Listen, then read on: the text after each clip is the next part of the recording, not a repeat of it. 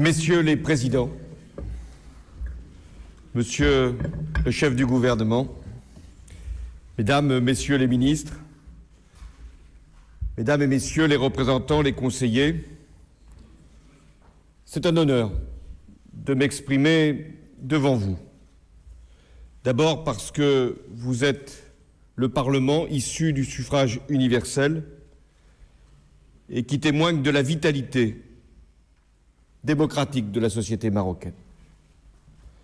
C'est un honneur ensuite parce que nos deux pays ont su nouer avec le temps une amitié d'une qualité rare, pour ne pas dire exceptionnelle. Et il nous revient, ceux qui ont en charge nos deux pays, d'intensifier encore notre relation. Je viens accompagné d'une importante délégation, des ministres, des parlementaires, des deux assemblées françaises, des élus de région, des personnalités culturelles, des chefs d'entreprise, des représentants des cultes musulmans, mais également les Juifs de France. Je viens donc, au nom de toute la France, vous dire combien je suis fier de la relation avec le Maroc.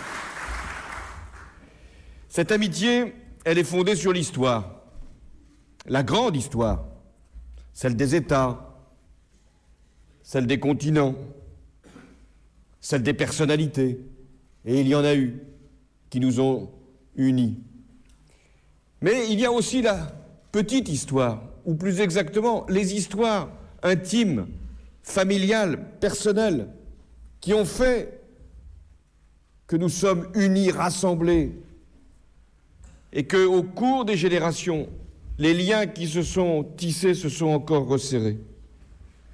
Dans notre relation, il y a l'affection profonde que les Français ont pour le Maroc, une nation d'une haute et grande tradition, faite d'identités multiples, vous les avez rappelées, Monsieur le Président, un pays qui a apporté au monde méditerranéen une incomparable culture, une splendide architecture.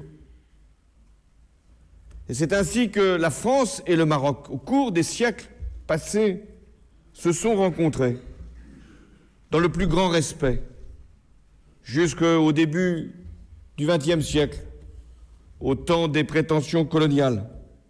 C'est là que notre histoire a connu plus de tumultes et même une part d'ombre avec les atteintes à la liberté des Marocains, puis la longue, trop longue attente de l'indépendance.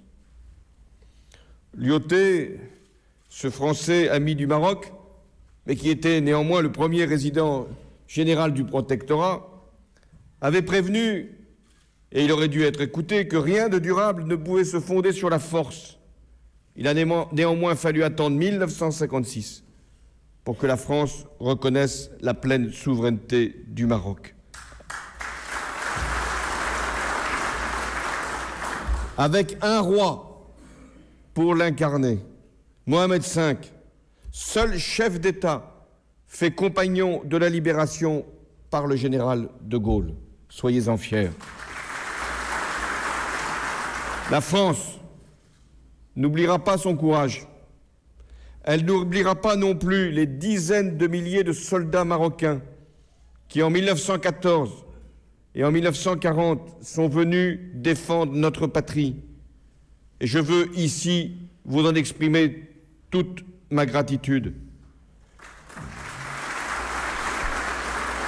Et c'est la raison pour laquelle je veillerai à associer étroitement le Maroc aux commémorations du centenaire de la Première Guerre mondiale et du 70e anniversaire des débarquements et de la libération de la France. Oui, le passé nous unit, mais c'est le présent et c'est l'avenir qui nous rassemble. Le message que je viens prononcer devant vous, il est simple. La France a confiance dans le Maroc.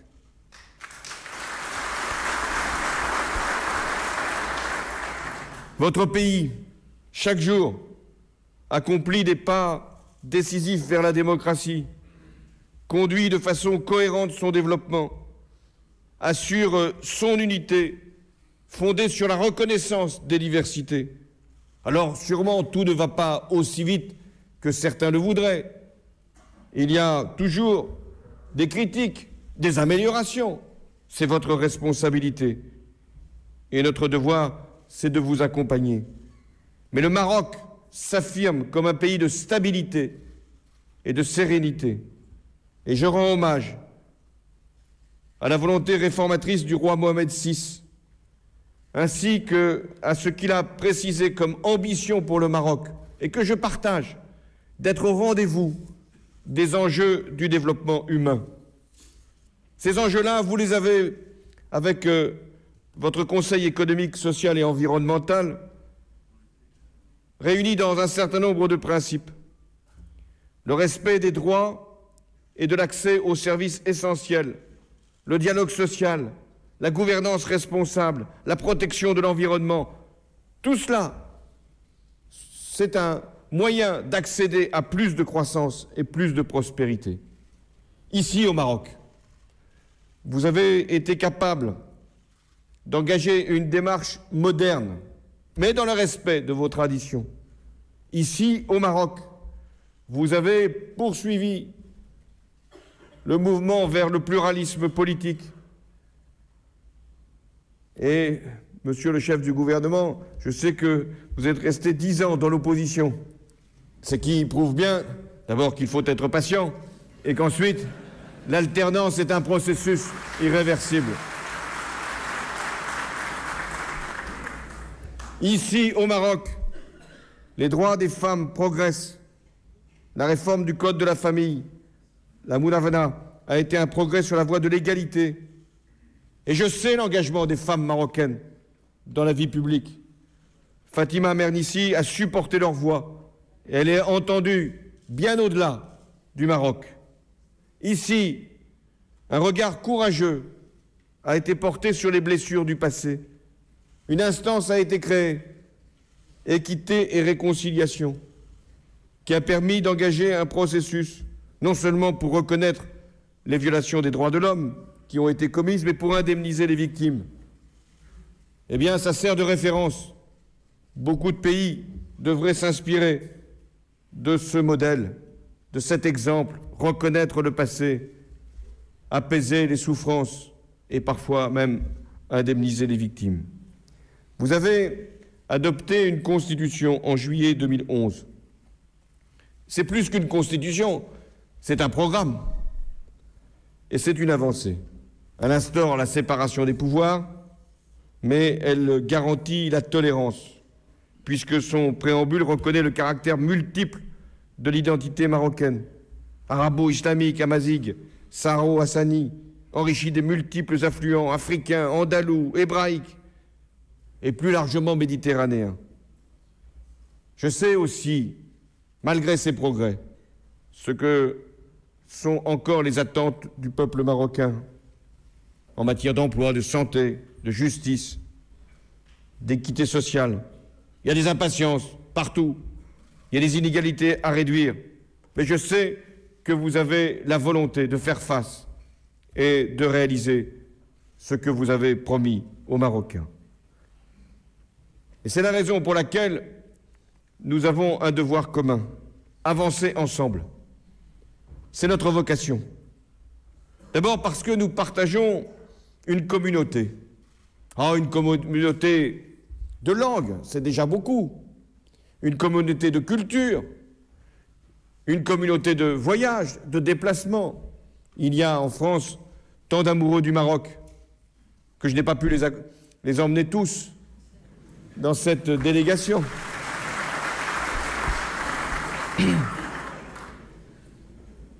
Mais il y a les hommes et les femmes qui vivent en France. Je pense à ces milliers, ce million de Marocains, et qui apportent par leur travail, par leur contribution intellectuelle, qui apportent aussi par leur vocation à s'insérer, à s'intégrer, le meilleur de ce que vous êtes au service de la France. Et puis, il y a aussi ces 80 000 Français qui résident au Maroc, et sans doute bien davantage, et qui, là aussi, contribuent au développement économique, à l'attractivité du Maroc et à une meilleure compréhension. Nombre de mes compatriotes sont d'origine marocaine et sont devenus pleinement français, sans rien oublier de leurs racines, et contribuent au rayonnement de la France. Je pourrais citer des intellectuels, des entrepreneurs, même des responsables politiques, des cinéastes, des musiciens, je ne parle pas des humoristes.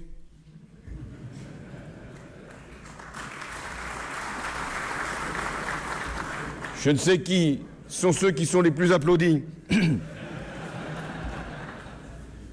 Mais cette double appartenance nous enrichit tous.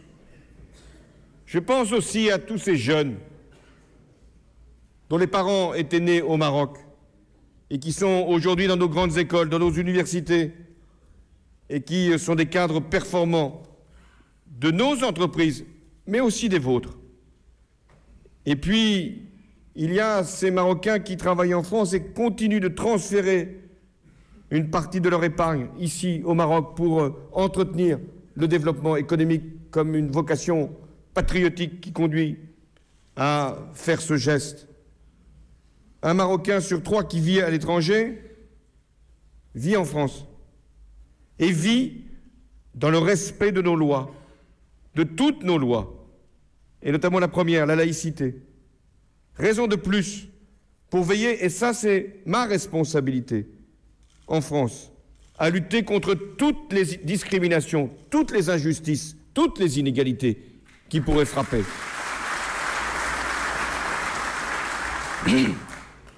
Notre lien, c'est aussi la langue française, notre patrie commune, la patrie de toutes celles et de tous ceux qui nous font l'honneur de la parler. Cette langue, elle a inspiré vos plus grands écrivains, Abdelatif Labi, Tahar Ben Jelloun, l'un et l'autre lauréats du prix Goncourt, qui sont de parfaits exemples de la symbiose de nos deux cultures. Nulle part ailleurs qu'au Maroc, notre coopération linguistique n'est aussi développée. L'Institut français accueille 65 000 étudiants dans ses classes. Et cette francophonie, c'est ainsi que je la conçois, se fait dans le respect et la pratique de la langue arabe. C'est forcément le cas ici, mais c'est aussi ce qui doit être fait en France, où je rappelle que la langue arabe est enseignée depuis le XVIe siècle. Et nous avons vocation à continuer de le faire. L'Institut du monde arabe contribuera aussi à développer ce lien. Ce lien humain, c'est aussi un lien politique. Au-delà des successions au Maroc, des alternances en France, nos deux pays poursuivent un partenariat exceptionnel. J'ai été sensible au fait que le roi Mohamed VI ait choisi la France pour effectuer sa première visite d'État en mars 2000. Et moi-même, j'ai tenu à le recevoir à l'Élysée pour son premier déplacement officiel au lendemain de mon élection. Le lien, il est économique. La France est le premier partenaire commercial du Maroc. Nos échanges représentent 8 milliards d'euros en 2012. Nous sommes votre premier client et nous en sommes heureux. Mais nous ne sommes plus votre premier fournisseur. Ça nous inquiète. Alors nous allons faire effort, car la responsabilité dans un univers de concurrence n'est pas de mettre en cause le client, c'est de mieux le servir. Et comment ? La France est le premier investisseur au Maroc. Près de 6 milliards d'euros ont été investis par des entreprises françaises au cours des 10 dernières années. Près d'1 milliard au cours de la seule année 2012. Au Maroc, il y a 800 entreprises de toute taille, de toute spécialité, et qui travaillent et emploient même jusqu'à 100 000 personnes. Alors comment pouvons-nous être meilleurs que nous ne le sommes? En investissant? Sûrement. En emmenant des petites et moyennes entreprises? Assurément. Et vous, en assurant le meilleur accueil. Mais il faut aussi que nous ayons des projets communs. L'Agence française de développement est un bailleur de fonds important et doit le rester. Elle soutient largement vos projets. Je pense au plan Maroc vert, à l'opération Halieutis pour les ressources aquatiques, à la stratégie d'émergence industrielle que vous développez, au plan solaire et d'une manière générale aux énergies renouvelables. Eh bien, la France sera au rendez-vous de ces réalisations, comme elle l'est pour le port de Tanger-Med, pour le tramway de Casablanca, pour le train à grande vitesse. Et nous allons le faire avec une idée nouvelle que nous portons ensemble, la colocalisation industrielle. Ce qui peut s'énoncer ainsi: ce qui est bon pour le Maroc sera bon pour la France. Les activités créées au Maroc seront favorables à l'emploi en France. Et nul ne pourra opposer Français et Marocains sur l'idée même d'un investissement. Chaque fois qu'il y aura un investissement, ce sera utile pour nos deux pays et pour nos deux jeunesses. Et puis il y a une deuxième idée que je veux lancer. C'est l'idée que la France et le Maroc ont une responsabilité particulière compte tenu de leur situation géographique, surtout la vôtre. Vous qui êtes un pays arabe, africain, musulman, ouvert sur la Méditerranée, ouvert sur l'Afrique, et nous, la France, pays également méditerranéen, avec des relations historiques avec l'Afrique, eh bien, nous pourrions coordonner nos actions, converger dans nos réalisations pour investir largement autour de la Méditerranée et en Afrique. Et je lance un appel que les entreprises françaises et marocaines s'associent les unes les autres et fassent cette démarche d'aller développer l'Afrique, grand continent émergent, pour que nous puissions être utiles et en même temps servir les intérêts économiques de nos deux pays. Je l'ai dit, le Maroc maîtrise son propre changement. Et ce n'est pas facile, et notamment dans cette région. Je salue les printemps arabes, les processus engagés depuis maintenant 2 ans sont prometteurs et en même temps porteurs de risques et parfois chaotiques, nous le voyons. C'est pourquoi nous devons conjurer toutes les menaces. La France ne veut pas juger. La France ne donne pas de leçons. Elle a simplement des valeurs et des principes, non pas pour elle-même, non pas pour tel ou tel pays, mais des valeurs universelles. Quelles sont-elles? Vous les partagez? L'état de droit, le pluralisme politique, le respect des minorités, l'égalité entre les femmes et les hommes, la démocratie. Si ces promesses sont portées par les peuples et incarnées par ceux qui les représentent, alors les printemps arabes auront été au rendez-vous des espérances qui s'étaient levées. Mais sinon, si c'est le recul, si c'est le désordre, si c'est le repli qui l'emporte, alors ce seront de nouvelles menaces pour la région et pour le monde. Et je pense notamment à ce qui se passe en Afrique de l'Ouest et au Sahel. Depuis plusieurs années, cette région est soumise à l'influence de groupes terroristes. Ils ne constituent pas d'ailleurs un péril simplement pour les pays concernés ou les pays voisins, mais une menace pour toute l'Afrique et pour l'Europe. Et c'est la raison pour laquelle la France a pris ses responsabilités au Mali, au nom de la communauté internationale. Et je remercie le roi, le gouvernement marocain le Parlement marocain pour son soutien, parce que vous êtes un pays saharien, riverain du Sahel, et vous savez mieux que d'autres ce qui est en jeu. Et donc, la France, avec la communauté internationale, avec les pays africains, demain avec les Nations Unies, aura assuré l'intégrité et la souveraineté du Mali et empêché l'établissement au cœur de l'Afrique d'un sanctuaire terroriste.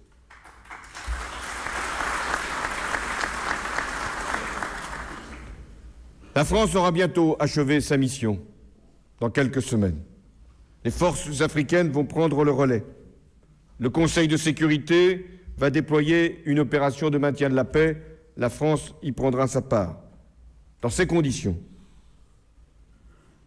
la réconciliation nationale au Mali, le dialogue indispensable entre le Sud et le Nord, entre des populations diverses, devra être engagé. Et le processus politique devra se poursuivre, c'est-à-dire avec des élections qui devront être organisées à la date prévue pour permettre que la démocratie soit au rendez-vous de la souveraineté. L'action que nous menons ensemble, Français et Marocains, dans cette région, s'inscrit dans un cadre qui est la Méditerranée. Cette blanche mer citoyenne, comme l'appellent les Arabes. Voilà notre ambition. Voilà notre belle idée, celle que nous avons en partage. Une Méditerranée de projets. Au moins 10 pays sont concernés. Et nous avons les mêmes intérêts. Quels sont-ils? Faciliter les échanges, ouvrir des espaces communs de développement, aller plus loin vers les nouveaux domaines de l'action publique, les énergies renouvelables, la sécurité alimentaire, l'accès à l'eau, la formation professionnelle, les universités. Voilà ce que nous devons faire autour de la Méditerranée, avec un principe, la mobilité, la circulation, la confiance. Alors nous devons avancer. Avancer d'abord en prenant des initiatives entre l'Europe et le Maghreb, autour des idées que j'ai développées, la colocalisation industrielle. Et d'ailleurs, nous en fournissons une preuve. Ce qui se passe à Casablanca avec une centaine d'entreprises aéronautiques françaises et marocaines. Voilà ce que nous devons proposer comme exemple pour l'Europe et pour le Maghreb. Le Maroc est un partenaire de l'Union européenne. Il dispose d'un statut avancé depuis 2008. Il y a des négociations qui vont bientôt se conclure pour un accord de libre-échange. Nous soutenons cette initiative. Et vous devez prendre toute votre place dans la relation avec l'Europe. Mais cette Méditerranée, si nous voulons la construire, si je puis dire, ça ne se fera pas sans les peuples, sans leurs représentants, donc sans les parlementaires. Je me réjouis qu'il y ait déjà un forum parlementaire franco-marocain qui puisse se tenir d'ici la fin de l'année. C'est une première illustration. La Méditerranée, elle ne se fera pas sans les collectivités locales, les régions, les villes. Et là encore, la coopération décentralisée, elle est exemplaire entre la France et le Maroc et je souhaite qu'elle aille encore plus loin. La Méditerranée, elle ne se fera pas sans les entreprises, parce que ce sont elles qui créent les richesses et les emplois. Et tout à l'heure, je clôturerai le 3e forum économique. En un an, entre les entrepreneurs français et les entrepreneurs marocains. La Méditerranée, elle ne se fera pas sans la société elle-même. Toute la société, et notamment les femmes. Et je sais que les ministres des droits des femmes de nos 2 gouvernements préparent une initiative de réunir les femmes de la Méditerranée à Paris en juillet prochain. La Méditerranée, elle ne se fera pas non plus sans les jeunes. Et donc, je veux que nous mettions l'éducation, la formation, les échanges universitaires comme une clé de notre développement commun. En septembre s'ouvrira l'université Euro-Méditerranée de Fès et nous devons aller vers un Erasmus de la Méditerranée.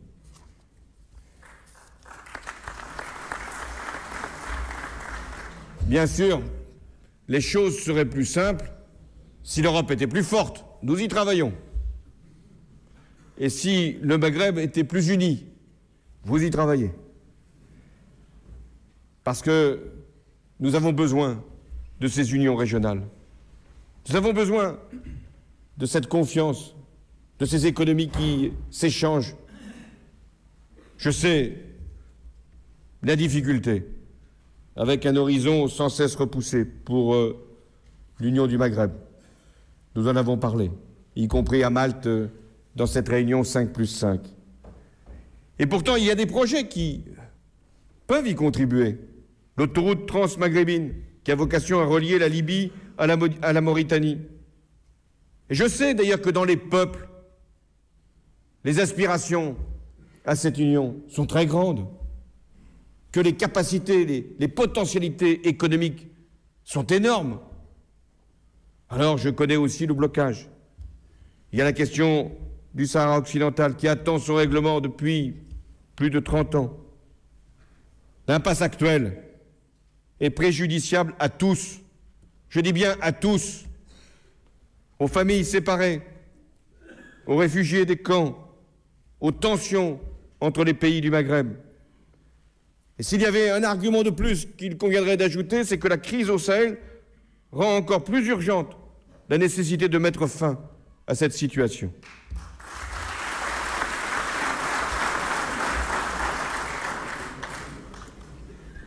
La France soutient les démarches du secrétaire général des Nations Unies pour parvenir à un règlement politique mutuellement acceptable sur la base des résolutions du Conseil de sécurité. Le plan présenté en 2007 par le Maroc prévoit un statut de large autonomie pour la population du Sahara occidental. Je le redis ici, c'est une base sérieuse et crédible en vue d'une solution négociée.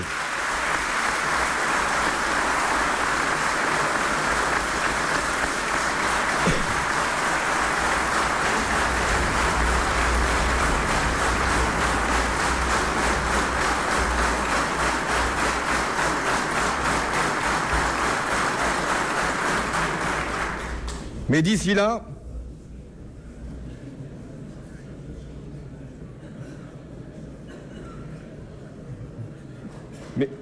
d'ici là, tout doit être fait pour améliorer les conditions de vie de la population dans cette région.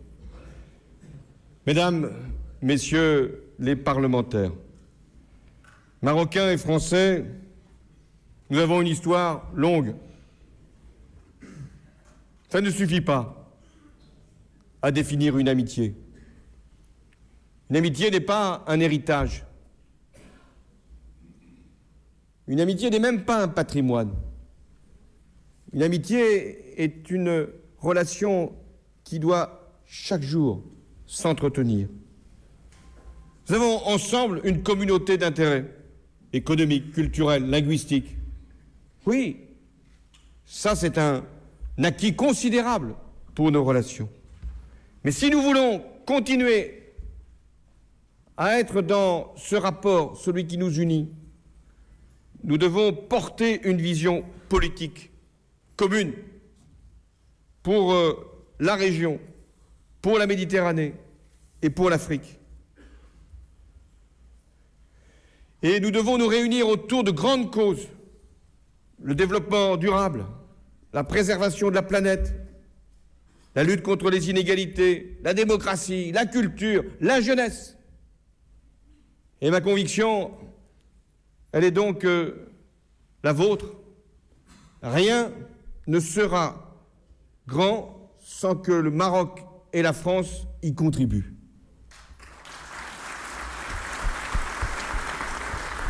Aussi, l'amitié entre le Maroc et la France va bien au-delà de nos deux peuples, de nos deux pays.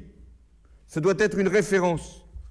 Et que l'on se dise partout que ce que nous sommes en train de faire, ce que nous avons engagé depuis des décennies et que nous allons poursuivre encore pendant des années, je ne veux pas donner de ligne d'horizon jusqu'à l'infini, de l'humanité. Ce que nous allons continuer ensemble, c'est d'être un exemple pour le reste du monde, être capable d'être unis pour le progrès de tous. Merci.